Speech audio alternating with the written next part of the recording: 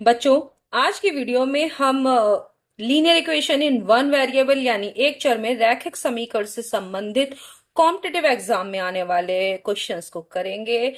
तो यहाँ पहला क्वेश्चन है, एक संख्या तीन क्रमागत अंकों से बनी है।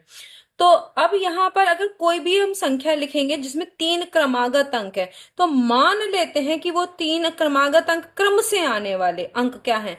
अगर एक x है तो दूसरा क्या होगा, x+1, और तीसरा x+2। यही तो होंगे क्रमागत अंक, जैसे कि क्रम से आने वाले एक दो तीन। ठीक है, इस तरीके के अंक से बनी है अगर एक संख्या। तो अगर देखिए संख्या में जो पहला अंक होगा वो सैकड़े का होगा। ठीक है, सैकड़े का, तो इसको अगर आप संख्या लिखेंगे इस जो इन अंकों से बनी है, तो वो संख्या क्या होगी जो इन तीन क्रमागत अंकों से बनी है।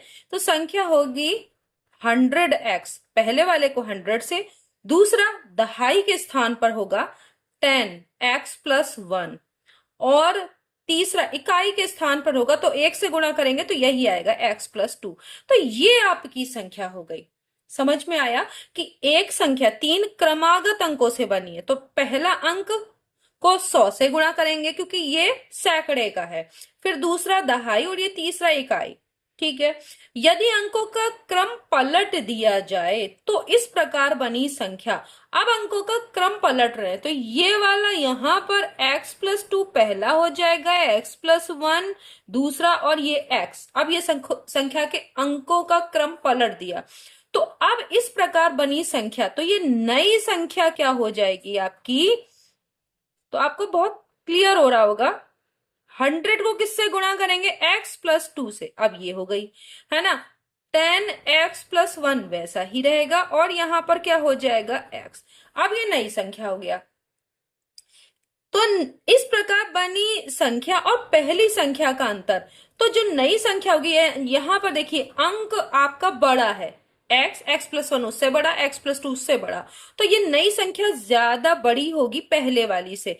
तो इसमें से पहली वाली घटाएंगे तो लिखा है संख्या, बनी संख्या और पहली संख्या का अंतर। तो पहले लिखेंगे हम नई संख्या, और उसके बाद जो पहली वाली संख्या थी, पहली संख्या, इसका अंतर,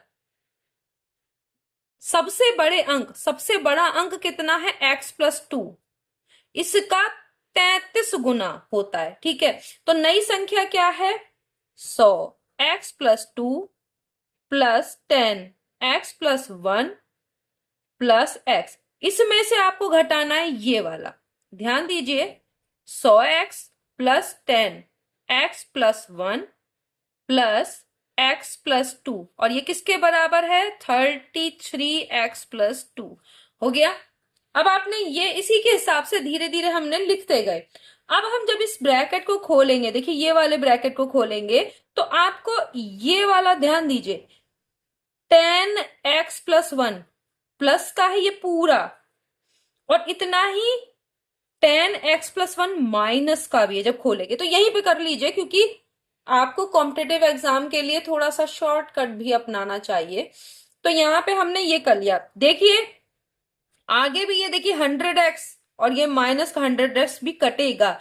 चलिए इसको पहले खोल लेते हैं, क्योंकि ब्रैकेट अभी खोल लीजिए। ये वाला तो पूरा ही पूरा कट गया था तो हमने डायरेक्ट काट दिया।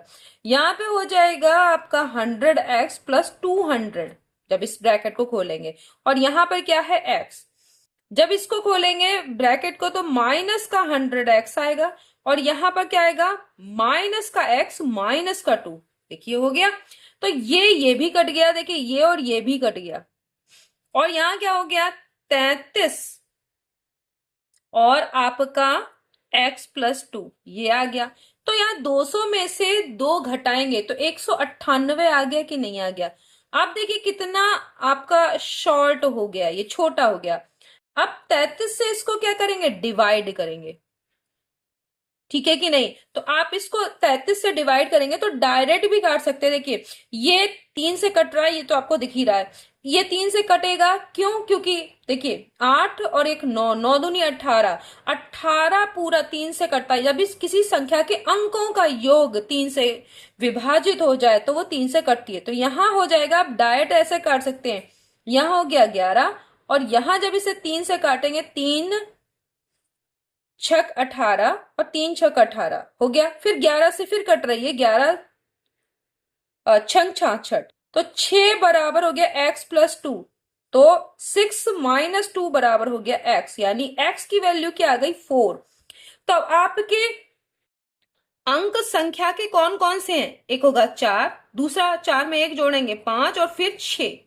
अब पूछा है संख्या के अंकों का योग क्या होगा, तो इनको जब जोड़ेंगे तो क्या होगा, 6 4 10 और 5 15।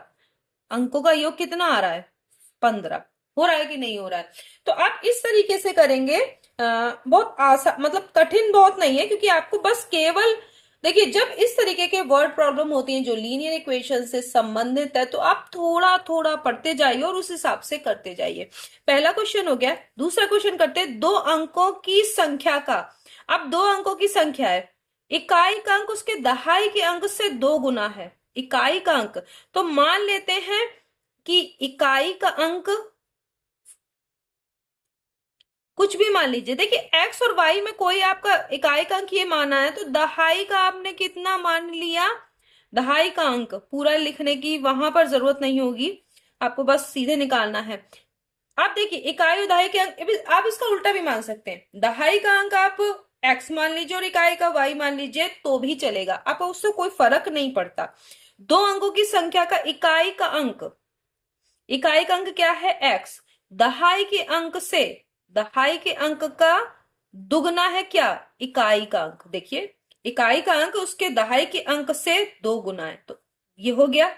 यदि संख्या के अंकों का योग, अंकों का योग का मतलब x+y, उस संख्या का 1/4 हो, संख्या आपकी क्या बनेगी?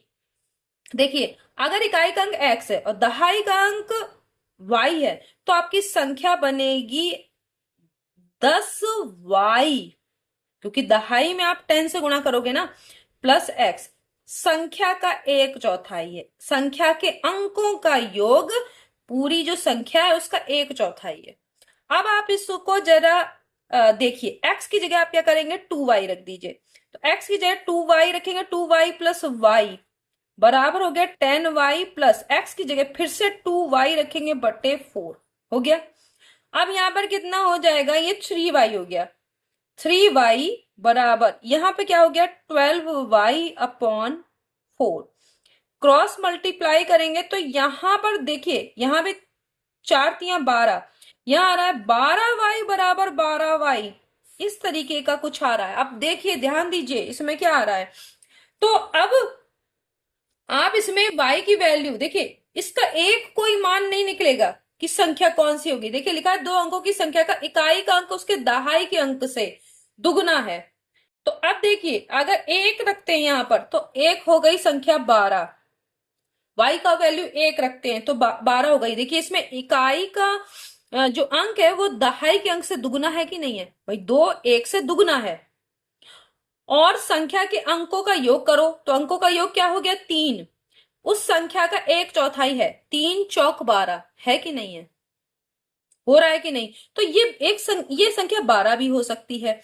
ऐसा ही अगर 2 रख रहे हैं, y का मान 2 रखो तो कितनी आपकी संख्या हो गई, 12 दूनी 24। इसमें भी देखिए इकाई का अंक दहाई के अंक से दुगना है कि नहीं है, और इस संख्या के अंकों का योग 6 है, 6 चौक 24। देखिए आ रहा है कि नहीं आ रहा है? तो ये जो इस संख्या का 1/4, इस संख्या का 1/4 आ रहा है, अंकों का योग 6 आ रहा है कि नहीं आ रहा है?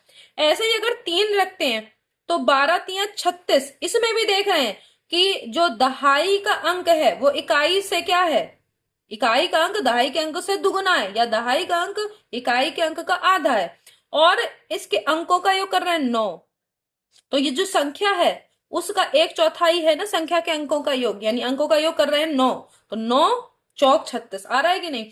इसी तरह से अगर 4 करते हैं, ध्यान दीजिएगा, 12 चौक 48, इसमें भी यही हो रहा है कि नहीं हो रहा है? देखिए 4 से दहाई से दुगुना है इकाई का अंक, पहली बात, और दूसरा इनके अंकों का योग करें 12, 12 चौक 48 आ रहा है कि नहीं आ रहा है? तो ये भी आपका हो रहा है। लेकिन अगर आप 5 करते हैं तो 12 पंजे 60, तब नहीं होगा, बस ये 4 अंक में से कोई भी होगा। तो अगर ऑप्शन में कोई इनमें से कोई भी दिया हो तो वो संख्या आप चुन लीजिए।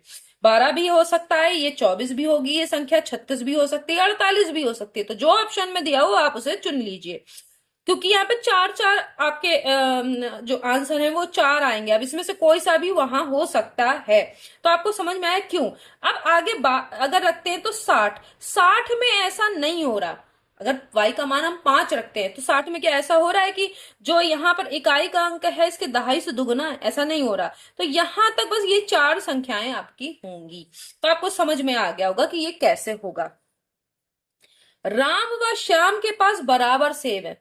भाई एक तरफ राम लिख दिया आपने, एक तरफ श्याम लिख दिया। अब इनके पास अगर x सेब है तो इसके पास भी x है कि नहीं है। यदि श्याम दो सेब राम को दे देता है तो भाई इसमें से क्या हो जाएगा, 2 जुड़ जाएंगे। इसके पास राम के पास ज्यादा हो गए और इसके पास 2 कम हो गए। भाई इधर दे दिए। अब तो राम के पास सेब की संख्या, राम के पास सेब की संख्या ये है कि नहीं है, श्याम की दुगनी हो जाती है। तो श्याम के पास जितने सेब हैं उसका दुगना हो जाएगा ये। तो ये क्या बन गई, इक्वेशन बन गई। दोनों के पास प्रारंभ में कितने सेब थे। तो चलो अब देखते हैं, इस इक्वेशन को सॉल्व कर लीजिए। x+2 बराबर हो जाएगा 2x-4। अब देखिए इस x को इस तरफ ले आइए और 4 को इस तरफ। तो 4 को जब इस तरफ लाएंगे तो 2+4 और यहां हो जाएगा 2x-x। तो x बराबर क्या हो गया, 6। यानी प्रारंभ में कितने सेब थे, दोनों के पास 6 सेब थे। अब देखिए आपका आंसर भी बिल्कुल सही आ रहा है कि नहीं आ रहा, ये भी चेक कर सकते हैं। प्रारंभ में 6 सेब थे। अब इसने आपने 2 सेब इधर दे दिए तो इसके राम के पास हो गए 8 और इसके पास बचे 4। अब इसके पास 4 का दुगना कर रहे हैं तो 8 आ रहा है नहीं राम के पास सेब। ये हो रहा है कि नहीं हो रहा है कि अब राम के पास जो है वो श्याम से दुगने सेब है। तो 4 का दुगना 8 हो रहा है कि नहीं। तो आपका ये 6 आंसर सही है। तो पहले उनके पास 6 सेब थे। तो अब एक और क्वेश्चन करते हैं। तो यहां पर देखिए ये वाला क्वेश्चन आपका दिया हुआ है, एक 2 अंकीय संख्या के दोनों अंकों के बीच का अंतर। ठीक है, तो हमने मान लिया दहाई का अंक है, भाई 2 अंकों की है तो दहाई का अंक मान लिया x। देखिए x और y में आप कुछ भी मानिए उससे कोई फर्क नहीं पड़ रहा। इकाई का अंक मान लिया अंक, ये मान लिया हमने y है। दोनों अंकों के बीच का अंतर, तो y-x बराबर क्या है, 3। हमने मान लिया दोनों अंकों के बीच का अंतर 3 है। संख्या के अंकों को परस्पर बदलने से जो संख्या प्राप्त होगी, तो पहली संख्या क्या होगी जो एक्चुअल में पहली है, बदलने से पहले पहली आपकी संख्या होगी, दहाई के अंक को किससे गुणा करते हैं, 10 से। आपको पता होगा अगर सैकड़े का अंक होगा तो 100 से करेंगे। तो पहली संख्या ये होगी। अब अंकों को परस्पर बदल दो तो नई संख्या क्या हो जाएगी, नई संख्या आपकी होगी 10y + x, x की जगह y की जगह x, ये बदल गई। तो मूल देखो, जो संख्या प्राप्त होती है, संख्या के अंकों को परस्पर बदलने से जो संख्या प्राप्त होती है उसको मूल संख्या में जोड़ने पर, यानी इन दोनों को जोड़ दीजिए 10x + y, और इसमें क्या जोड़ेंगे, वही नई वाली संख्या 10y + x। योगफल कितना हो जा रहा है, 143। अब देखिए जोड़ने में कितना आसान है, 10x और 1x 11x, और यहाँ पे 10x + 1 10y + 1y 11y। तो यहाँ हो रहा है 11x + 11y बराबर 143। और ये सब 11 से कट भी रहा है, क्योंकि आपको दिख रहा होगा यहाँ ये 11 से कट रहा है। क्या, x + y 11 से भाग दे दीजिए तो यहां से 11 हट गया, यहां से भी हट गया, और यहाँ 11 से अगर भाग देंगे तो 11 1 कम 11, फिर बचा 3, 33 हो गया, 11 3 33। अब देखिए कितनी आसान हो गई। एक आपकी इक्वेशन थी ये, दूसरी है ये। आपने क्लास 8th में 2 विधियां पढ़ी है, प्रतिस्थापन और विलोपन। आपने पढ़ा है अगर लीनियर इक्वेशन इन 2 वेरिएबल्स है, 2 वेरिएबल में दी है, तो आप प्रतिस्थापन और विलोपन विधि से इसे हल कर सकते हैं।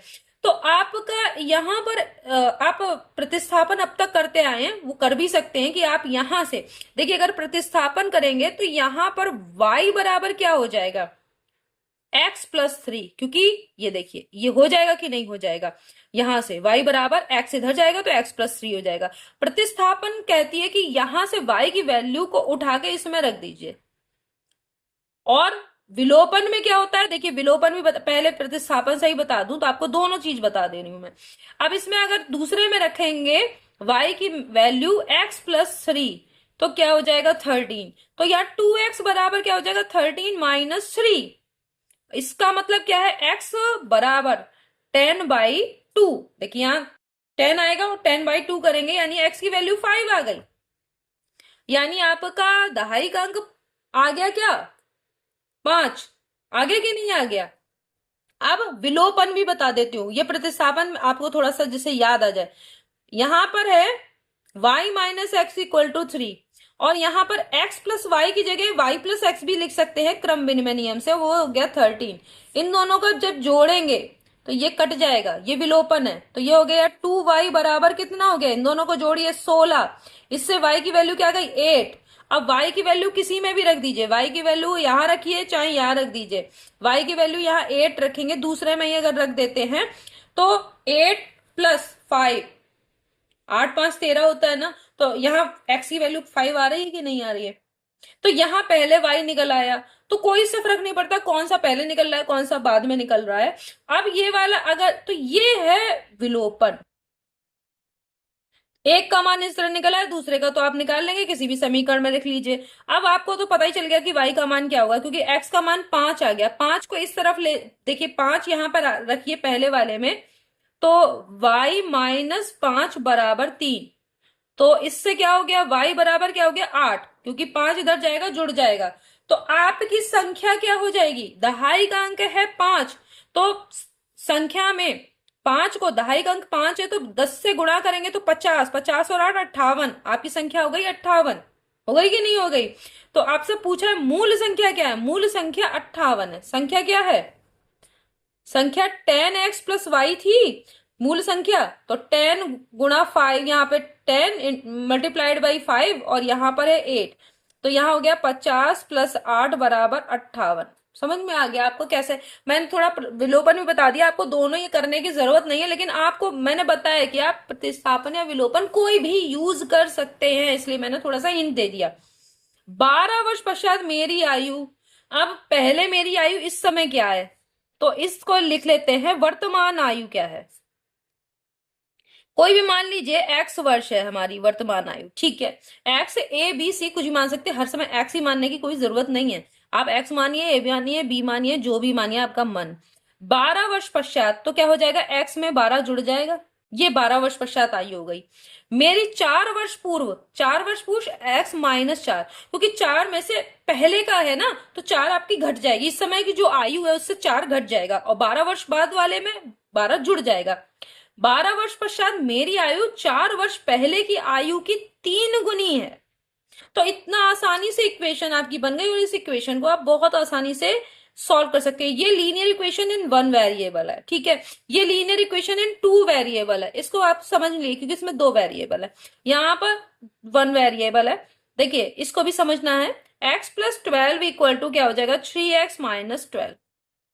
अब क्या होगा, 12 इधर की तरफ जाएगा तो 12 पहले से ही 12 ये भी हो गए क्योंकि प्लस के हो जाएंगे, तो 12 और 12 क्या हो जाएंगे जुड़ जाएंगे। और यहाँ पर 3x में से x घट जाएगा तो यहाँ हो गया 24 और यहाँ हो गया 2x। इससे मतलब क्या हुआ, x का मान कितना आ गया 12। तो मेरी वर्तमान आयु है कितनी 12, ध्यान दीजिए।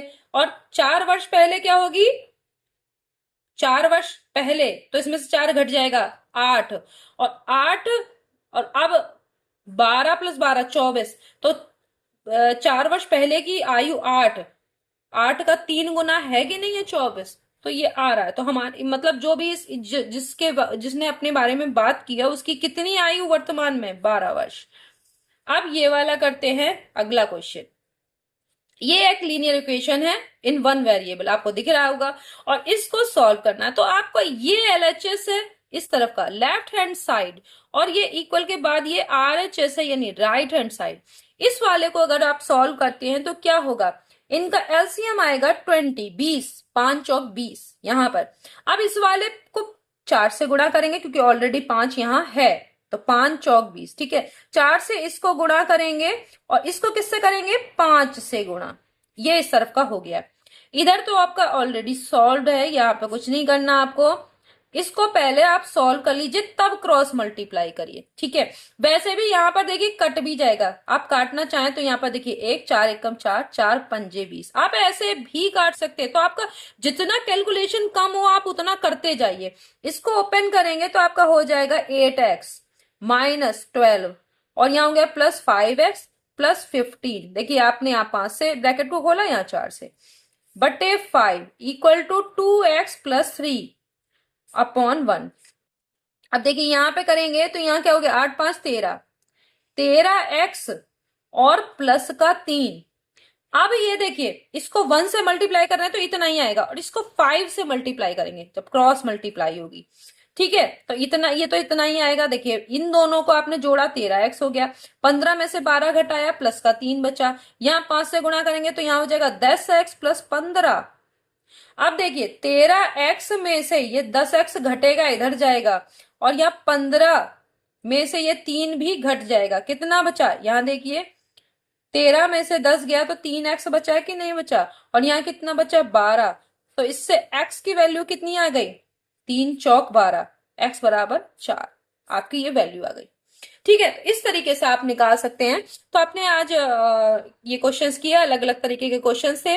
नेक्स्ट वीडियो में हम फिर मिलेंगे और कुछ नए नए क्वेश्चंस लेके, तब तक के लिए धन्यवाद।